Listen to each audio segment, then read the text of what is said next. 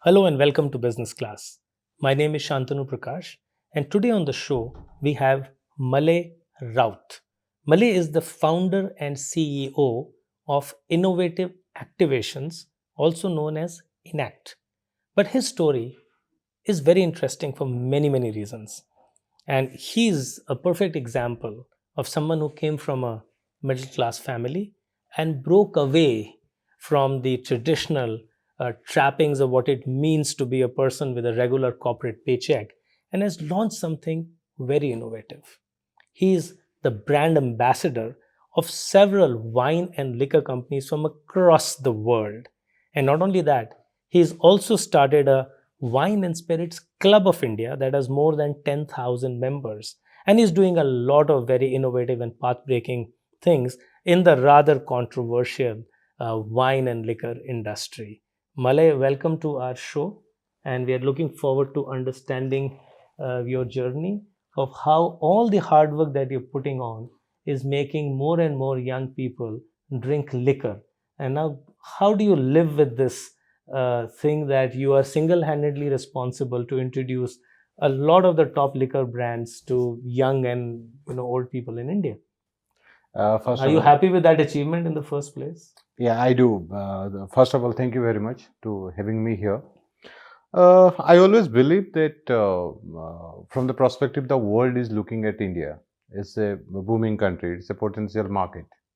And alcohol is obviously, yes, a not so clear. It's a gray kind of scenario in Indian culture perspective because alcohol is never part of our culture.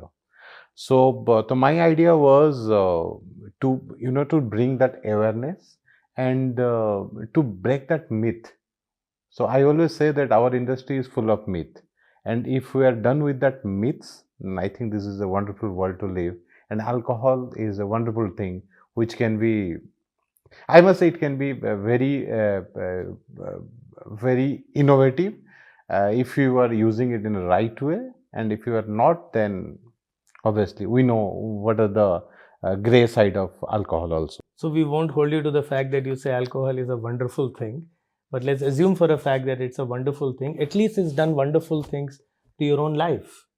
You've transformed your life in a better way through alcohol and being in the alcohol and beverage and liquor industry. But you come from a small town in Orissa. So tell us about your journey, how you started off. Were you exposed to a lot of wine and liquor when you were growing up? The answer is a big no. I belongs to a place called Baleshwar in Odisha. When you look at today, Baleshwar, I think for DRDO, which is Defense Research and Development Organization, and there is a missile testing range in Chandipur. That is the two things for which Baleshwar is known in the Indian map. Otherwise, when you look at Baleshwar, it is like any other small town. And so I did my till my graduation. I did it from Baleshwar. So I was a become graduate. So there was no influence of alcohol till I did my MBA from Berhampur University. So when did you have your first drink? In my MBA farewell, and I had around 5 ml of beer and a glass full of water on that, and I had that. So that You was had 5 ml of beer. Yeah. And you waited so long to have your first drink. It must be something to do with the social taboo about drinking. Uh, you can say so as well. I must say that this is something to do with the exposure also. So that time, so I was a NCC student. Then I used to play a lot of cricket. I used to play a lot of basketball also, and did small time modeling also. So that time the exposure was not that much towards alcohol for me, at least, I must say. But probably for a whole generation. And that is precisely what you're trying to change with your company. Yeah. So we'll talk about that a little later. Yeah. But after you had your first drink, even then you didn't realize that this will become your life. Never. Then how did the journey happen after that? So I did my MBA in 99 2001, MBA finance, and then I thought of starting my career from a metro, where you can push yourself hard and you can be successful if you have that potential. So I from Baleshwar I came to Delhi and started working with a company called Home Stores India Limited, and from 2002 to 2001 to 2003 I worked with them, and then to 2003 I moved on to Kutans, which was a garment company. So we are a manufacturer and we do have exclusive showrooms. uh, then 2005 I joined Esprit Spirits, which was a stepping stone for me to the world of alcohol. So that was my birth to this industry. And so tell me, when you were in Astray and you got exposed to this world, you were a middle class person, getting a regular corporate salary. So what changed in your mind, and how did you spot those opportunities? And why only you spotted these opportunities, and why so many of your other colleagues have not managed to spot those opportunities? I am really glad and lucky that I visited many parts of Europe during my SP time, and I got that educational session with WSET, which is Wine and Spirit Education Trust. This is done by many of the organization today in India, which is talking about more about alcohol, basics about wine, and all those things. And then slowly, gradually, I started liking wines a lot. And when you are traveling in Europe and other wine-producing country, you started feeling that why not to know this product more and better. And you are an MBA finance, and you worked in operations, so you know the distribution network, how to promote a particular product at a price point in a new market. So you keep on doing those things as part of one of the company, and then I thought, if you can do this, why not in future do it for yourself. And B, I always see that the gray market, the gray side of alcohol, which we keep on saying, it is because there is lack of opportunity, lack of awareness, lack of education. So that I saw it from a opportunity perspective. So I thought, why not to explore that opportunity? But Malay, taking this entrepreneurial leap is easier said than done. And if it was so, millions of people would not be working in regular corporate jobs. So, end of the month, when you get an SMS from your bank that your salary has been credited, how did you break out of that security that comes along with it? And how did your family, I believe by the time you were married, you had a kid, and then your parents back home in Baleshwar, and you decided to go on your own. How did you take everybody along with you, this risky decision? I must say that again that I am lucky enough, because yes, I must say this is a calculative risk, and my family was there with me always. So they knew that if this guy is doing something like this, if he is thinking in that line, then he must be have a plan, a concrete plan. But did you have a plan? I had a plan A and plan B. But I never used the plan B because plan A was sufficient enough. And I think next 3 months I was comfortable enough that I did a right decision, and then I started living my life. So, how much of cash reserves did you have in the bank when you decided to quit your job? I got a lot of people who were ready to support me. So for me, how much money you have in your bank account really doesn't mean if you want to be an entrepreneur. I'm an MBA finance, so I always understand that if you have money and you are doing business out of your own money, you are doing nothing. So if you are a real if you have brain, you don't have money in your bank account, it hardly matters. You can do, you need to have people around you who have trust on you, with whom you have worked, so they really know that you can turn around things well. So, Malay, you promote wines. Yeah. And as you were telling me earlier, that a lot of Indians don't understand wine. And it's also kind of an industry where you have to be a little bit pretentious about its elitist product and so on. India is waking up to the potential of wine. So now your own background is not an elite background, right? You are like my background, just a middle class, common person. So how difficult was it for you to relate to something which is at a very different state of business or different state of society? Okay. So tell us a little bit about the cultural adjustment that you yourself had to make to get into this industry. Uh, I must tell you two things. When you go to meet any food and beverage manager or a general manager in a hotel, they speak in the same language in which we speak in our home. But the second you will meet them in their office, it's a completely different world altogether. So the second you will meet the same F&B person third time or the fourth time, they are the same person. So yes, cultural difference was there. Alcohol was never my forte. I never knew alcohol. And the second you are talking about few elite class, then they know they travel more than the world you ever thought of. But believe me, the second you are talking about alcohol, might be possible maybe for the exposure's sake, or you know your alcohol better, or you studied about that, or you've been to those places. If you start talking to them in next 5 minutes, they will understand that you know your topic well. So you managed to bridge this sort of cultural gap by studying and acquiring more knowledge. Yes. So that hard work is important to do that. It is. You need to know your topic well. So, for an example, I represent a brand called Van Lovren from South Africa. This is from Robertson region of South Africa. So, there is a wine called Four Cousins. Four Cousins is the highest selling glass bottle wine in South Africa. The second, I will say glass bottle wine. That means there is something called a Tetra Pak wine, which is called wine in bag, which is big outside India. But India, it is not. So Four Cousins is a wine which is selling hugely.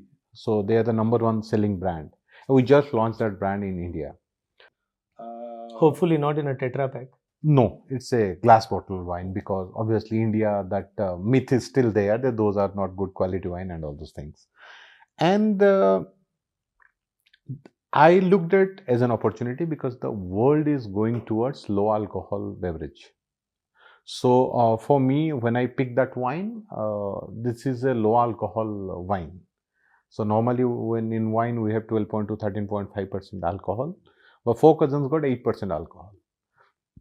When I choose the grape, I choose it neatly because not more than 10% people will know what exactly which grape they are drinking.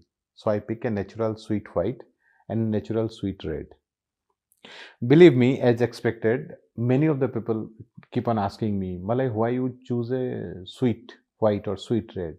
So I will say them, no, this is natural sweet white and natural sweet red. That stands for that we have not added any sugar into this. This is a natural sugar that you get from the grape. So it's like fermentation process. The sweetness of the grape, the sugar level during fermentation process are converted into alcohol. This is what is a regular wine. Maybe this is the science of Precisely. making, right? Yes. So you stop the fermentation at 8% alcohol. So though the wine is little sweeter on your palate, but those are not sweet wines. So we got thousands of such exposure that we go to the source and learn it. So the difficult part is that how we are going to share the same thing with our end consumer. So their wine and spirits club is very handy. So today we got 12,700 members from 102 countries around the globe.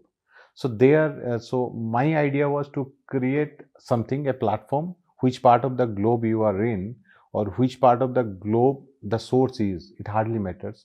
The second you will put it on social media, then people will know about this.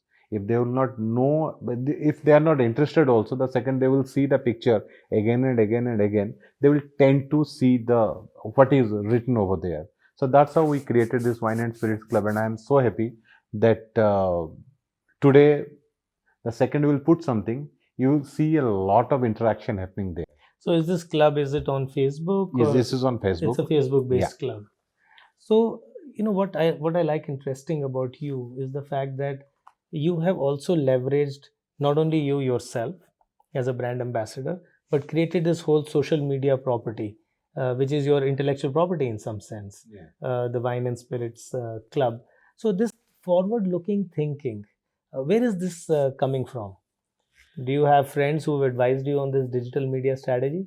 Not really. I will again say that I always believe that there should be a finance mind behind all your working. I think that social media is one of the cheapest medium where you can reach the mass.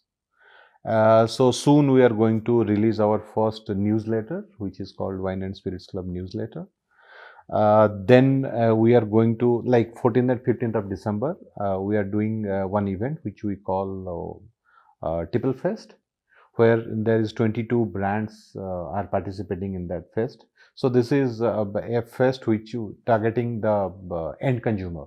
So people can come, people can experience the alcohol there, and we keep on doing a lot of master classes where you can teach the bartenders, the mixologists, that this is a trend which is followed outside the world, or this is the real trend on making cocktails, mixologist, and all those things that we are going to do.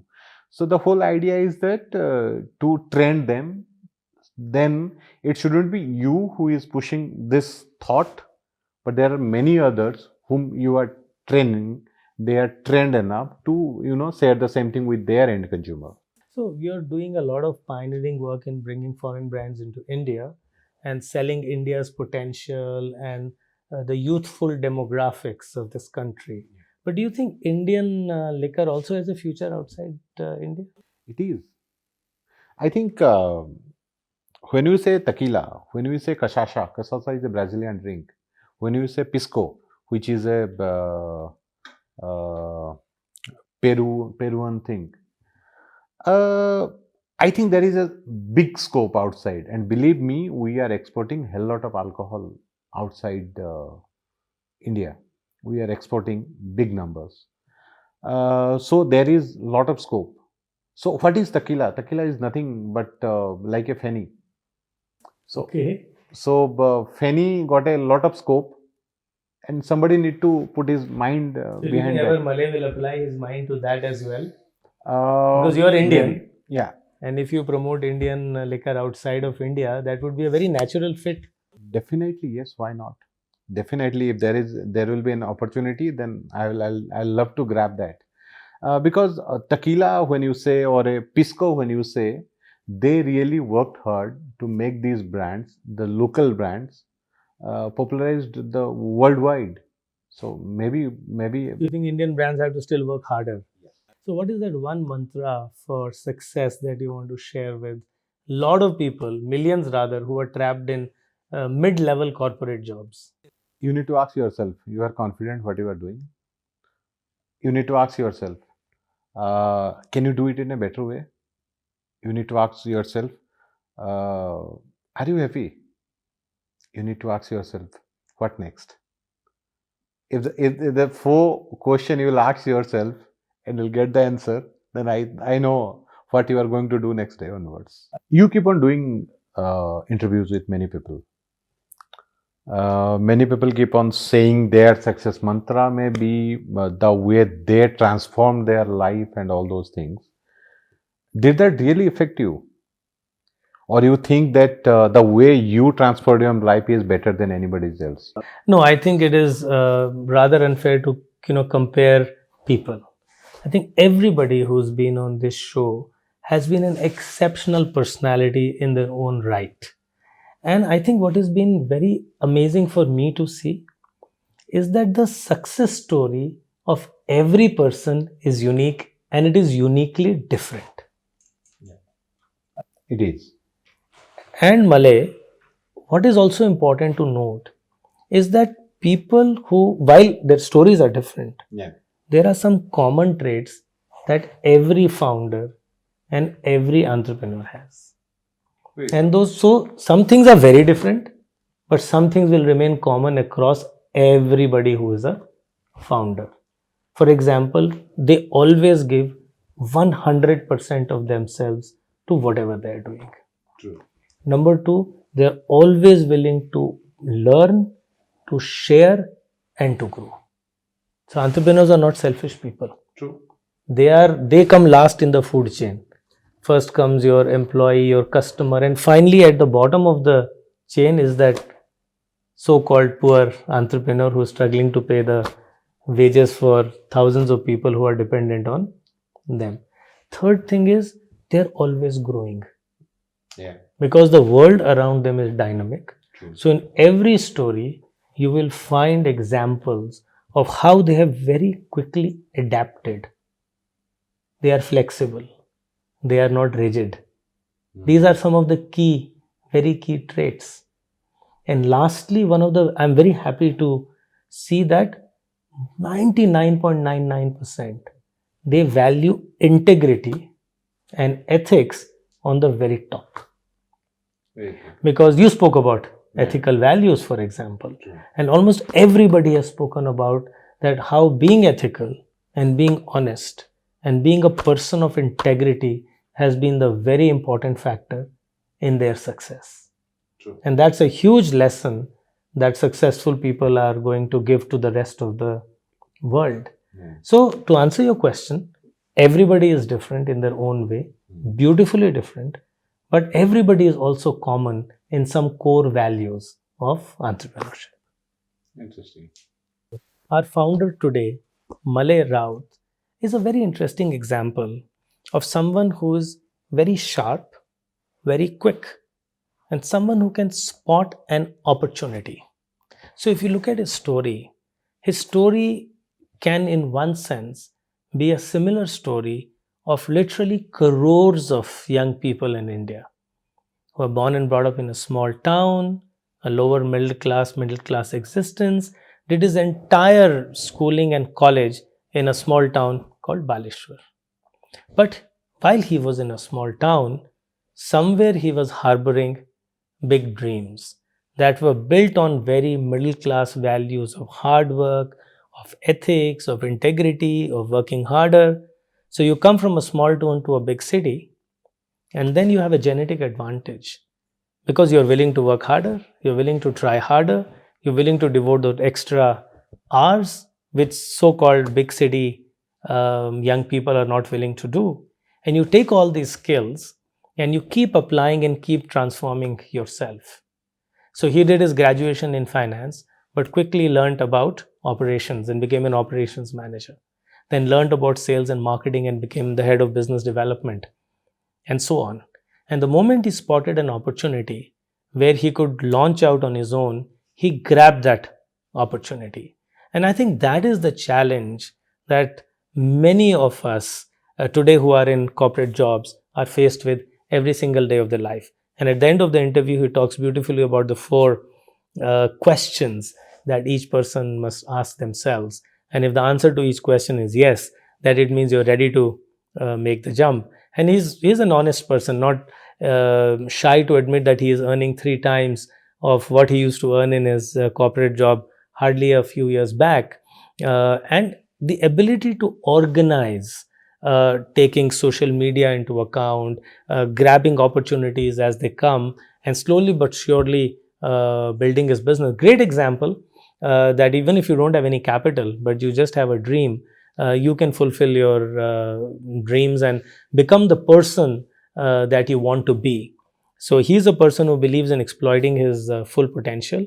So very happy to see him here, and I'm sure his story is going to be an inspiration to thousands, or rather I would say lakhs of young people who feel they want to do something. But Malay's story is essentially telling us that yes, maybe you can. All you need to do is to type out your resignation letter and submit it, and then you can start a new journey in your life. Thank you again, Malay, for being with us. Thank you.